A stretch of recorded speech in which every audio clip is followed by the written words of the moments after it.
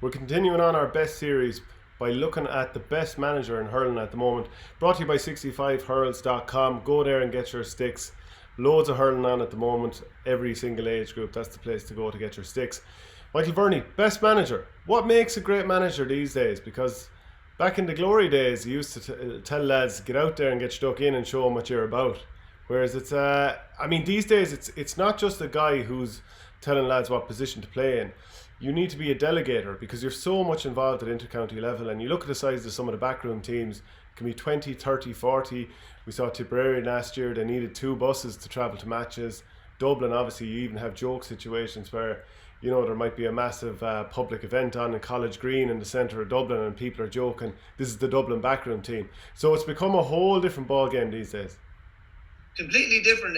It's like a businessman. You have to be a businessman or a businesswoman now. You have to be really good at dealing with people, really good at keeping people on side. I think it's less like the days of yore, maybe, when, you know, you could be really, really ignorant to lads and, you know, get away with it, and lads had no option only to stay playing. I think you have to be you have to facilitate people an awful lot more. You have to facilitate their careers. You have to facilitate their personal lives an awful lot more.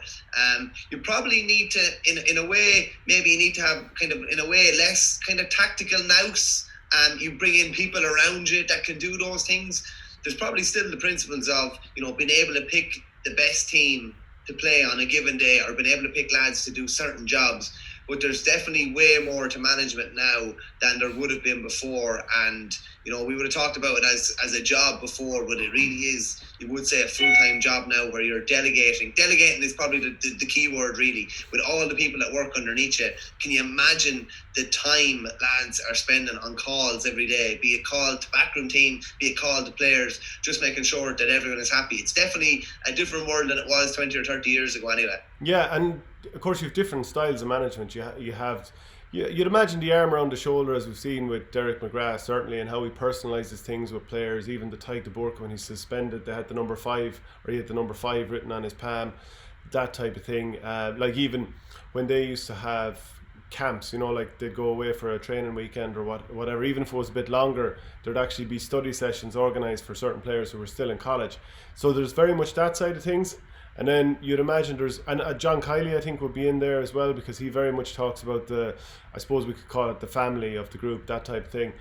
The other side of things, maybe Brian Cody would be more aloof to the players and maybe not that close. And did a piece with Aidan Fogarty on our game before, and he was talking about how when he first came on the scene, or when Aidan first came on the scene, and we're talking about 2002, 3, 4, that neck of the woods, that Brian Cody at times would even have a beer with the players afterwards, where he's, you know, created far more of a distance. Now, Matty Kenny, as I know from experience, he'll be very much part of the crew, you know, if you're having a celebration, or even there was a team holiday after one of the seasons we had with Kula, and he was in the thick of it and helped organise a stag party for one of the players as well. So there's kind of different ways to do it, isn't there?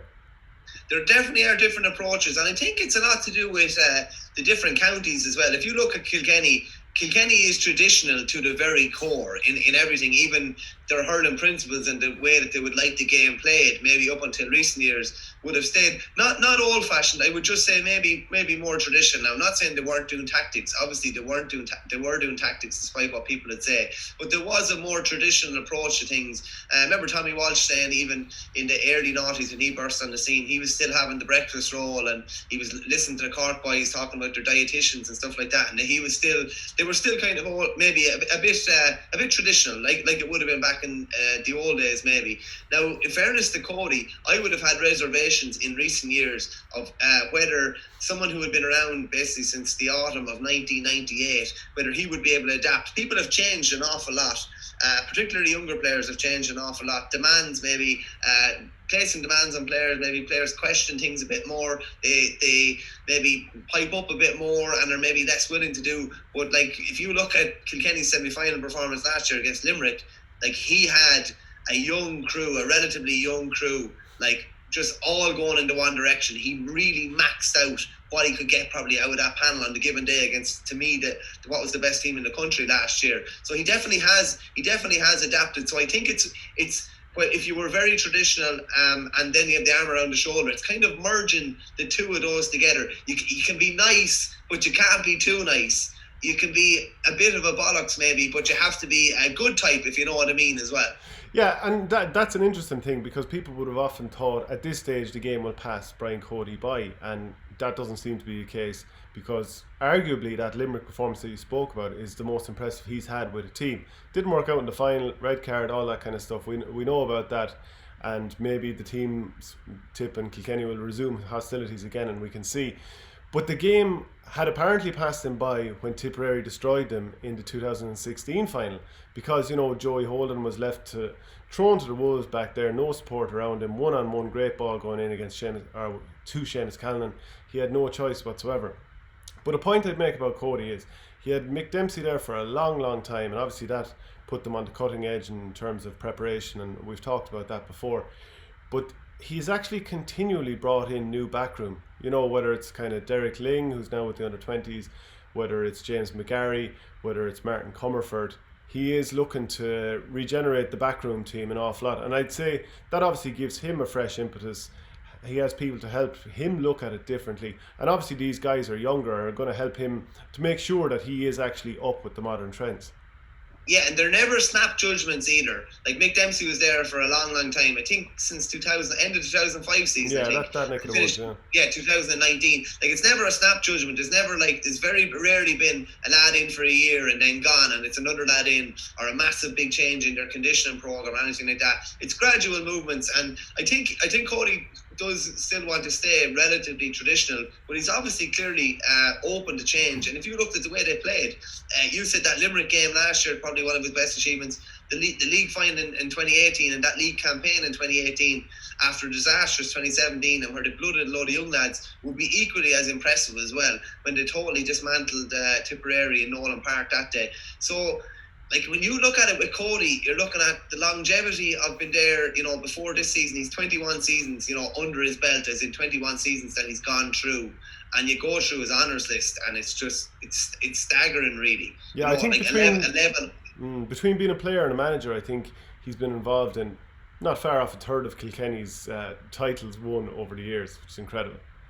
And 11 All-Ireland titles. It's unbelievable. Since 99, 11 All-Ireland titles, and even like getting back with a team last year, probably the few expected even to get to a final. He's been phenomenal, and I think when we look at the probably the upper echelon of what we're going to say as the best manager, it's an interesting one. Like outside of Davey Fitz, obviously, who's a Clare man, you're looking at Liam Sheedy from Tipperary, born and bred, Brian Cody, Kilkenny, born and bred, John Kylie, Limerick, born and bred.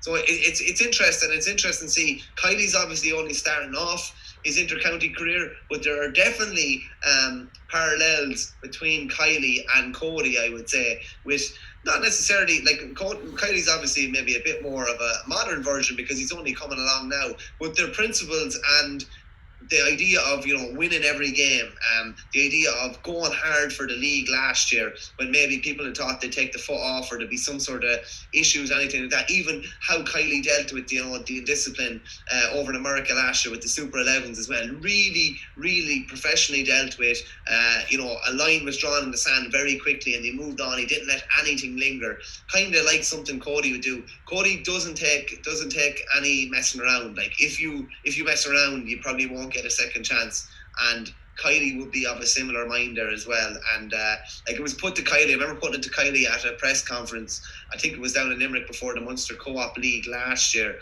the comparisons made between Cody and him, and even the comparisons made between Limerick and Kilkenny, and he didn't want to hear anything of it because they were all about making their own history or whatever. But a lot of these lads that have like followed hurling closely since their careers have finished, Davey, Sheedy and Kylie included, Cody would have been the man standing on the pitch the first Sunday in September every year, the victorious manager. So you're bound to try to copy some of his traits and see what he does well and replicate them. And the funny thing about the managers we mentioned here is they do replicate some parts and facets of Cody's management, but really good managers don't copy somebody. They take a couple of facets of that and then they bring their own style to it. And I think these other three lads that we're going to really focus on, Davey, Kylie and Sheedy, have definitely taken elements of Cody, but they've definitely put their own kind of stamp on it as well. And also stand up to it. I mean, we remember famously Liam Sheedy standing up to Brian Cody at the sideline in Semple Stadium,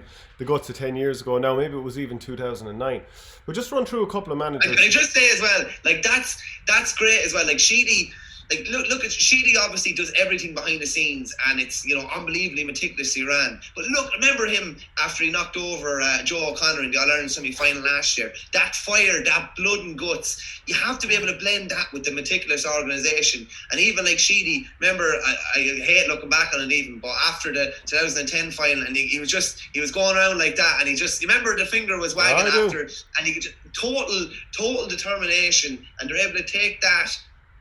It's kind of almost like they're able to take Jim Gavin's meticulousness and then blend it with a bit of passion as well. Like Jim Gavin is an outlier kind of, and in terms of GA management, there's very few guys that are able to take themselves out of the situation and be able to maybe observe things very rationally like he can. Most lads will mix the two of them, and Sheedy, I'd say Sheedy, Kylie and Davey are very, very good at doing that. And you can just imagine them all squaring up to Cody to some extent.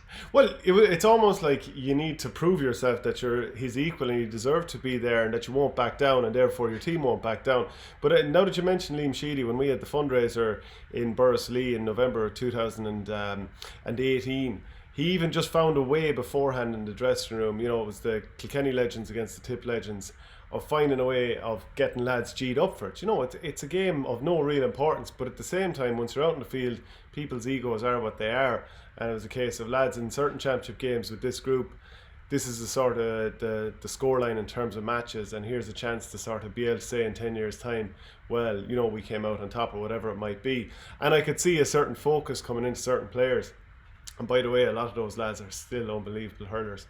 But anyway, I just want to run through a couple of these managers that probably, they're obviously all good managers in their own way, but probably haven't enough done to be in the conversation with the few that you've named.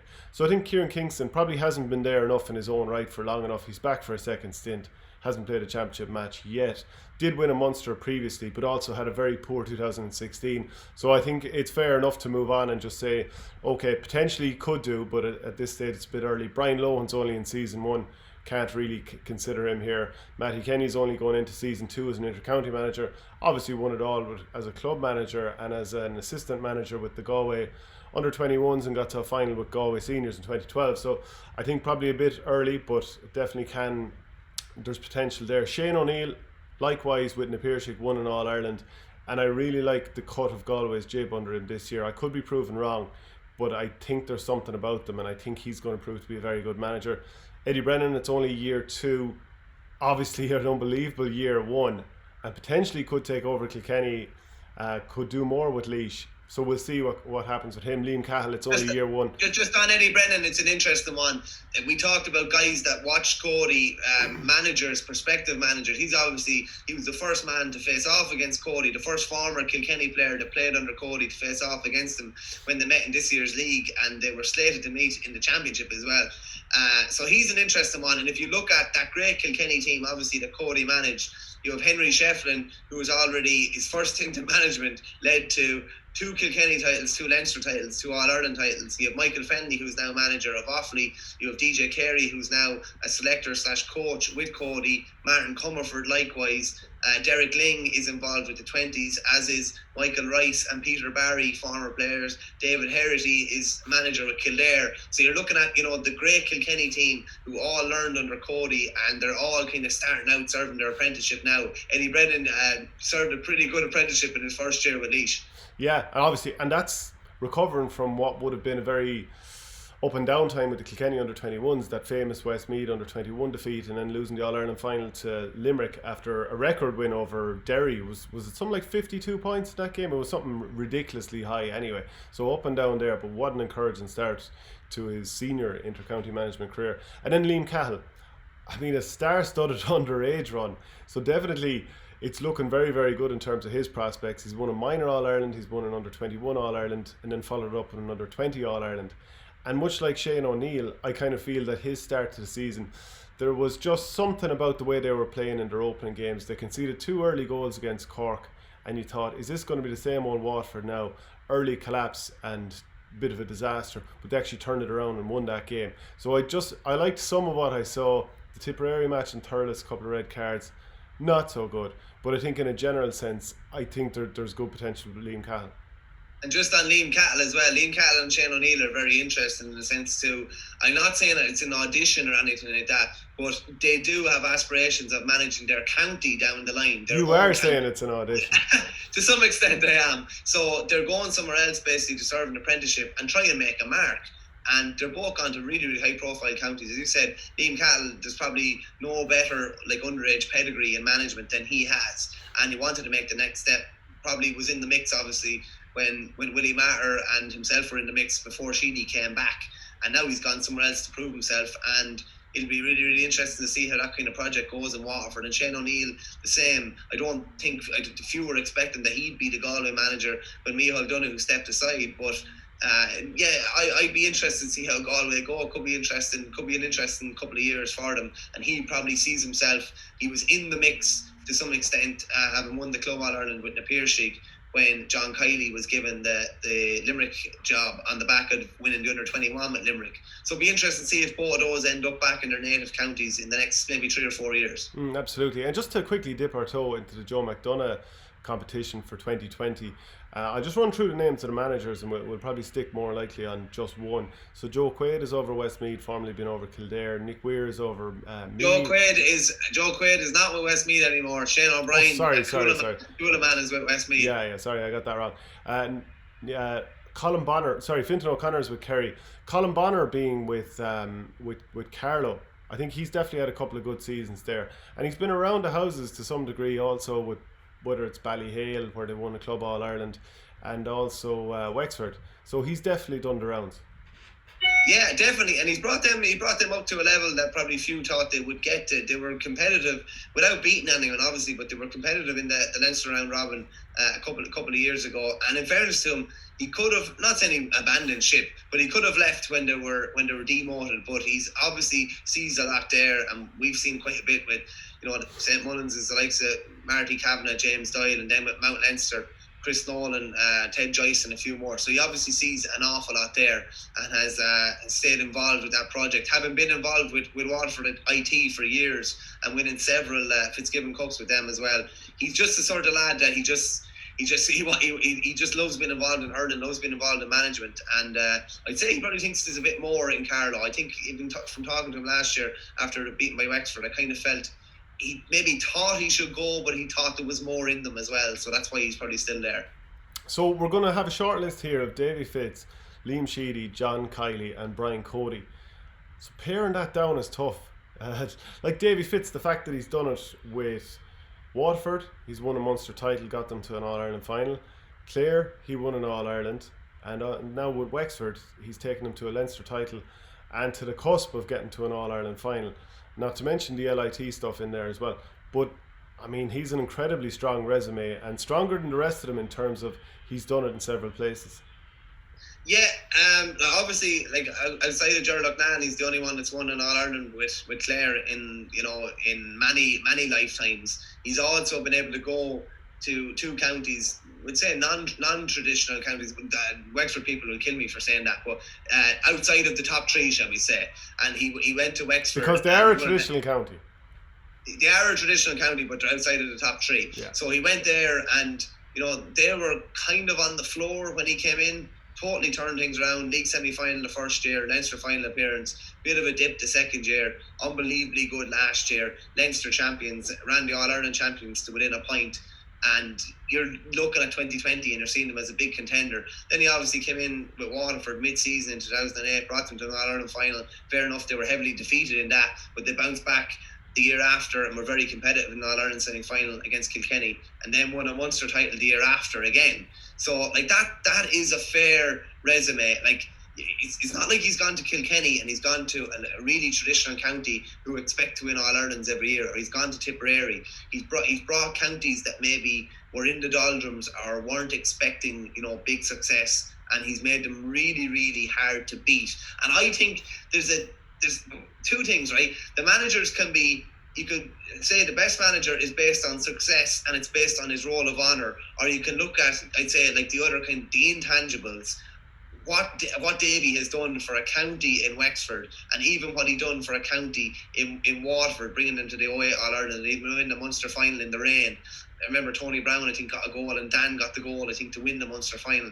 And in his home county as well, and he won the league title obviously in Clare as well. That is a fair honourness, and throw in 2 Fitzgibbon Cups with LIT in there as well. Yeah, you would say the only slight blot on the copybook would be that other than the one good season with Clare, where he got 60% of his championship victories as manager of the banner, it was poor enough for the rest of the seasons. They didn't make much of a dent, they didn't win a Munster title, and they didn't get back to Croke Park.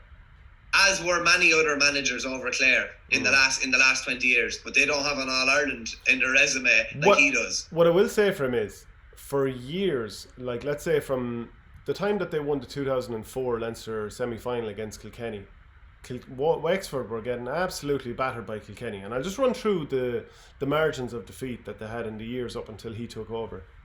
So it was 3 points in 2005, then 8, then 15, 10, 19, 11 and 24. So they were getting battered from Billy to Jack there for a decade. Now they didn't play in 2016. Davey takes over in 2017, famously the time that he's behind that double mirror in Wexford Park after getting banned, the Jason Ford situation. They win that game by 3 points down in Wexford Park, and it was ferocious stuff. And I remember him coming out of that two-way mirror box afterwards and giving it the big one, like he was jumping around the place. They won that game by 3. They lost to Kilkenny the next year, drew with Kilkenny in 2019 in the round robin, and then beat Kilkenny in the Leinster final. And I would say out-thought Brian Cody. The way even like Pádraig Walsh was going to be the spare man back, but what they did was they just piled all the numbers in centrally on top of him, so he couldn't actually get that same influence in the game, especially on the puck outs. They did a lot of shooting from distance so that Pádraig Walsh could never fully get involved in the game. So I think from that point of view, to be able to do that with a county that had been so used to getting hammered by Kilkenny, that's a serious achievement.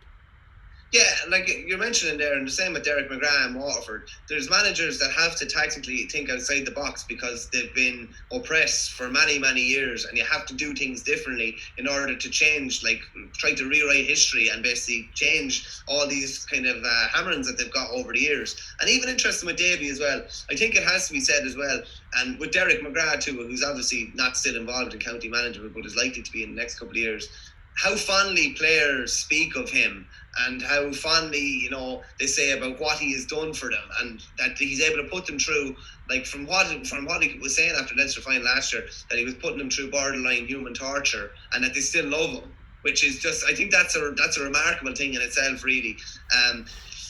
Well, if you're on the team and you win, you're always going to love the manager anyway.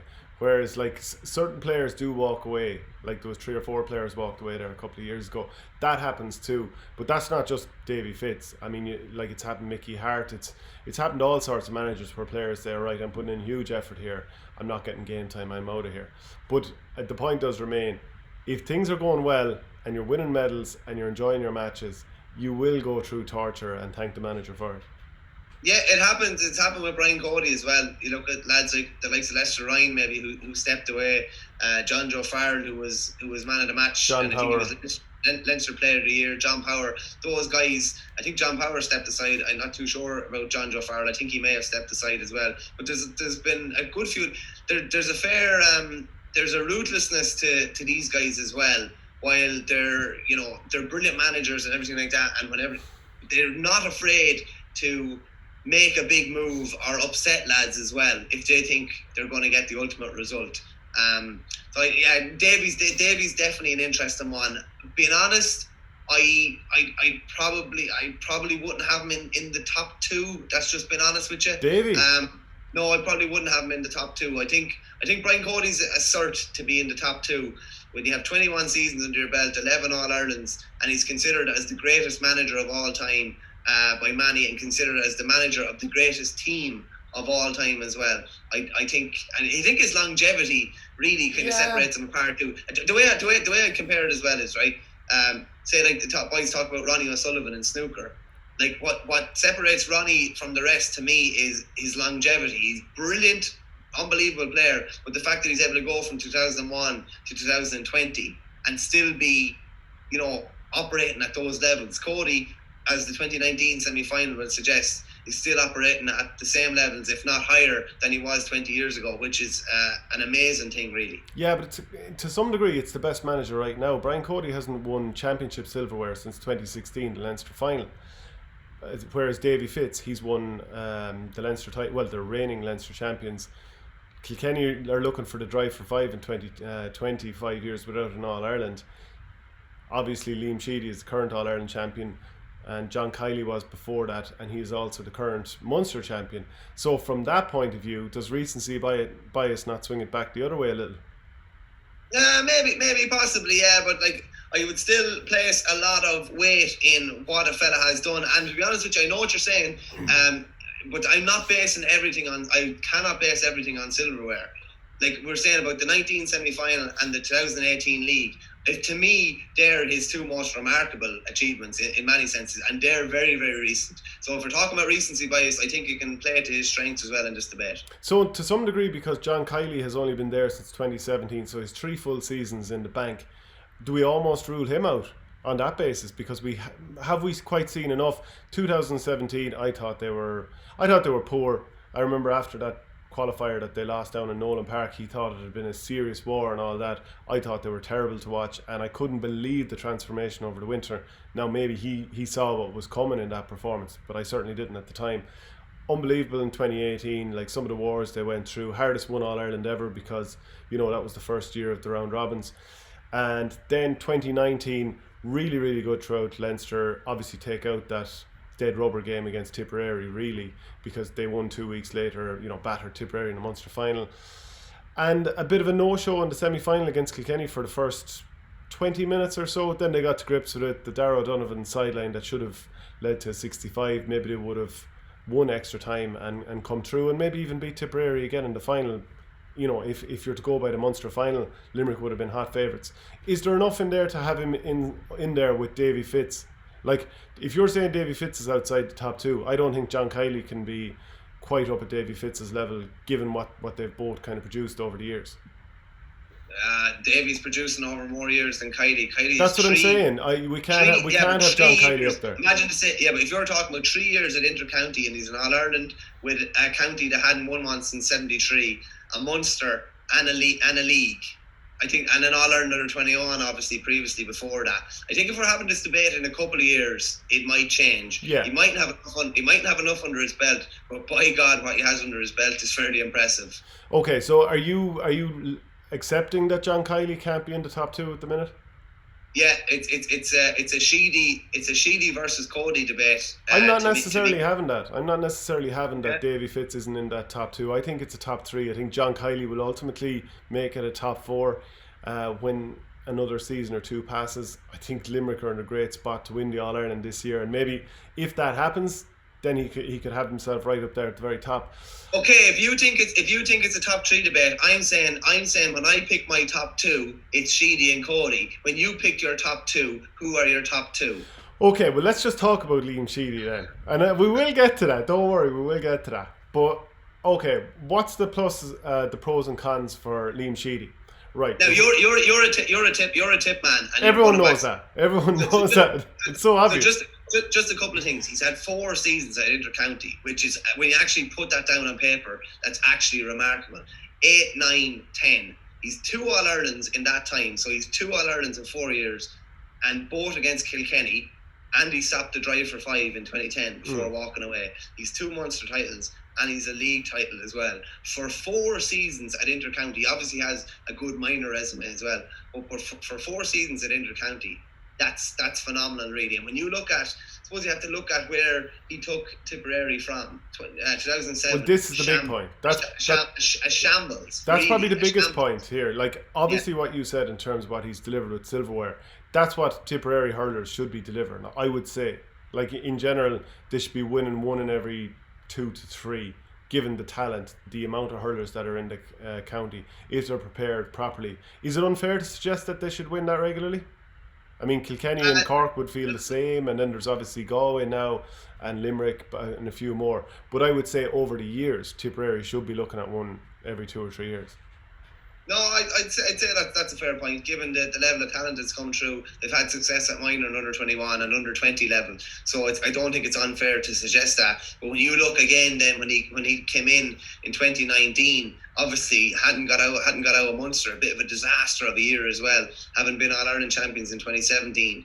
Like, he's taken them not from the floor, and there was obviously talent there, but he's taken them from reasonably low ebbs and brought them to the highest highs, which is pretty phenomenal in itself too. Yeah, well, I'd say what's common among all these managers, and I'll keep Kylie within this, is that they've all changed the culture that was there. I mean, Brian Cody definitely changed the culture in Kilkenny, there's no doubt about that. Davey Fitz did so in Wexford. Now, they had improved a little bit, but maybe they'd reached a certain ceiling that they hadn't moved on from. Definitely Sheedy, and so you'd have to say that across the board, that is something that they've all kind of done. So are we giving one more credit than the other here? And like, if you're talking about that, taking teams from a low ebb, you probably Davey and Sheedy. I'd say Davey, Sheedy, and Kylie are probably the same. Cody has been, they'd been beaten in an All Ireland final in '98 when he came in, and they're Kilkenny. And an underwhelming. No, but they'd had an underwhelming. Like, they'd won in '92 and '93, but for what they'd consider, I'd say they'd consider that an underwhelming decade. Yeah, no, probably. That's fair enough. And then you look at maybe some inconsistencies, 94, 95, 96, 97, and then it's been just like pretty much a steady graph, apart from a dip here or there, and maybe 13 and 17. It's been a pretty much steady graph, or it's been up very high under Cody. But and silverware has dried up in the last few years at championship level. The silverware has dried up.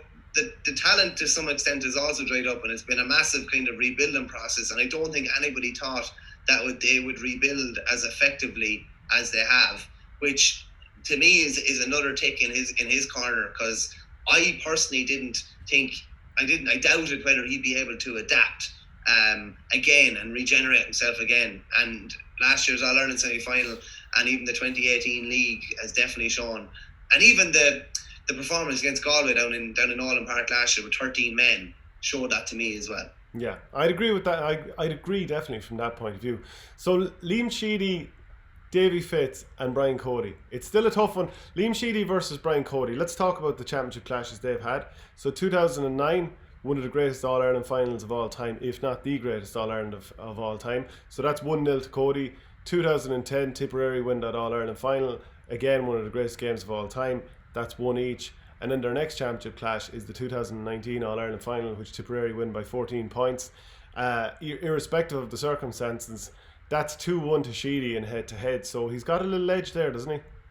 I'd throw back the league final of 2009 to make it 2-2. Yeah, okay, you could do that, but I don't think a league game... You could maybe go 2-1.5 at best, because there's far more waiting for a championship game. Come on. Would you rather win a league final or an All-Ireland final? And I know you don't get any of them these days. Well, the way Shamie Callanan hit Brian Hogan that day and fractured his collarbone, and after the beating they got in Nolan Park earlier on that year, I think it was 24 points, that game definitely had championship intensity. So I'll go 2-2 on that. Well, you and I have said that was the game that changed hurling. Yeah. But at the same time, it was a league game.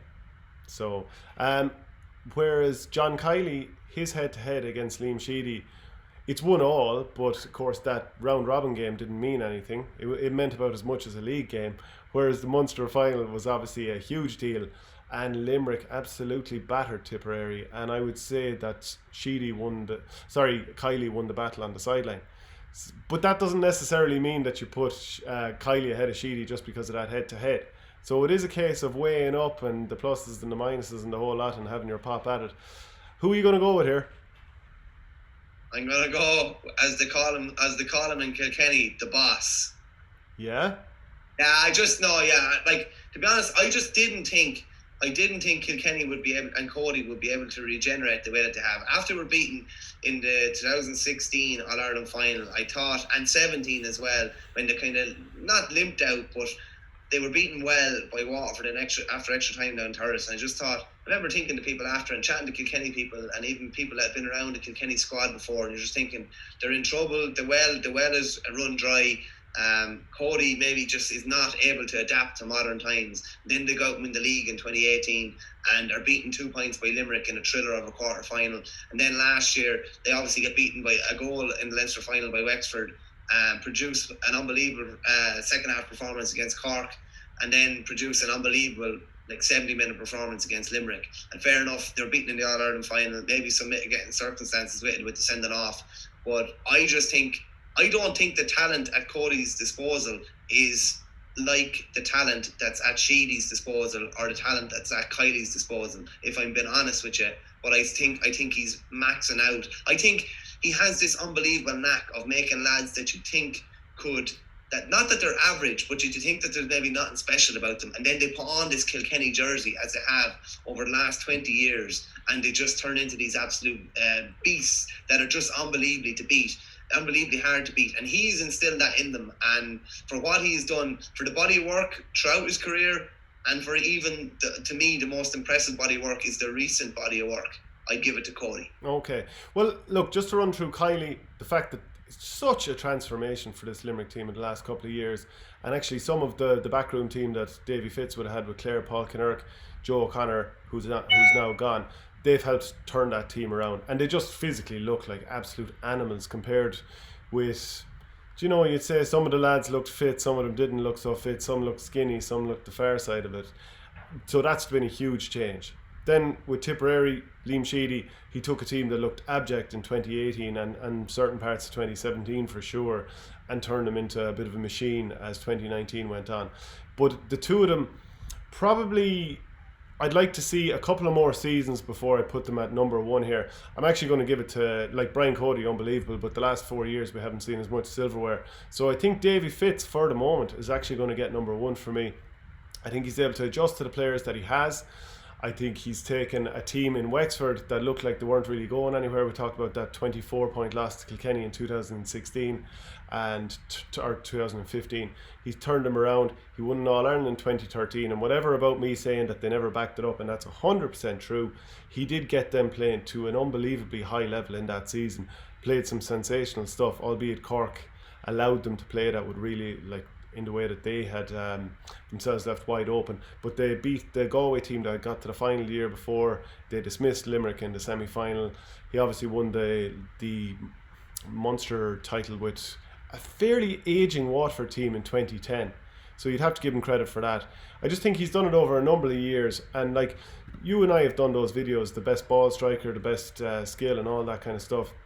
And when we've gone through the Wexford team, we haven't named too many. When we were talking about ball striker, we talked about Mark Fanning in the goals, and we didn't name too many others. And we talked about how they didn't have a load of free takers, and maybe they didn't have a load of the tastiest hurlers in the world. But he's got them in an unbelievable shape. He's got great tactics around them, and they're just a team that's probably maximising what they have. So for all those reasons, I'd just give it to Davey Fitz. You have to admire a manager who gets the most out of what you have, particularly if on paper it mightn't look as good as what other managers have. But I'm looking forward to the next time you head down to Tip, because there's going to be, I can't believe you turned your back on the blue and gold. I can't believe it. All right, look, if we got that wrong, let us know, and obviously get your quote or your thoughts in. Thanks very much, Michael. Cheers, Shane.